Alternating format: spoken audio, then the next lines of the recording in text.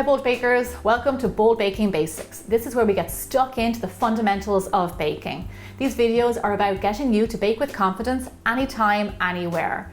Right now I'm going to show you how you can make flavored simple syrups. Now these are different to extracts. These are lightly flavored syrups made with sugar and water, and you can add them into loads of different recipes and even drinks.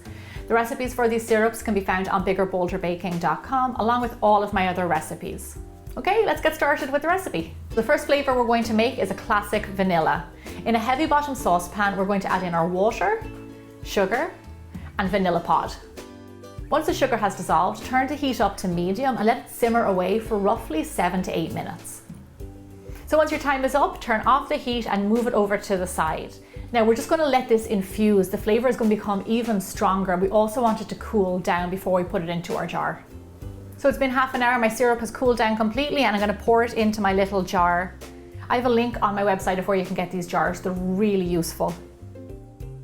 And there you have a vanilla simple syrup. Now this little guy will last in your fridge for up to 2 months, and you can use it in a variety of different recipes, and I've put a list on the website. But what I love to do is stir this into a little bit of yogurt.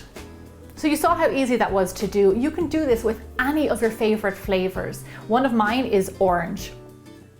All you have to do is in a heavy bottom saucepan, add in your water, sugar, some orange rind, let it come to a simmer for 7 to 8 minutes, cool it down, and then pour it into your jar.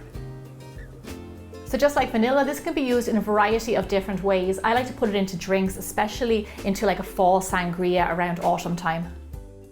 The next simple syrup is something that I find so many uses for, and it's mint. The same thing as before, in a heavy bottom saucepan, water, sugar, and lots of fresh mint. Then just let it simmer away for 7 to 8 minutes. Okay, I know you can't smell it, but this is really smelling amazing. So I'm going to turn it off the heat and push it over to the side and let it cool down completely. So the difference about this simple syrup is you will want to remove the mint before it goes into your jar, otherwise it can get quite bitter.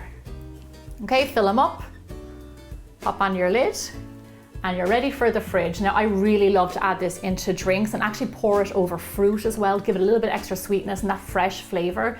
One other thing I like to do is pour it in with a little bit of tea, and it really just takes it to a whole other level. So when the weather starts to get a little bit cooler outside, you love those fall flavors, you can have cinnamon simple syrup. Same deal as the other ones. You add in water, sugar, and then some cinnamon sticks. Let it simmer away, then after a few minutes turn off the heat and let it cool down. So into my lovely little jar, I'm going to pour in my cooled cinnamon syrup. Then pop on your lid. So let me tell you my favorite way to use this. I love to add a little bit of it into my oatmeal in the morning, especially in the winter time. It just really warms you up. So I showed you just a few simple ways to use these syrups, and they can enhance so many recipes. Make sure you head over to my website because I've got lots more basics like how to make homemade butter and even homemade food dyes. I really hope you enjoyed this episode, and I'll see you back here really soon for more bigger, bolder baking.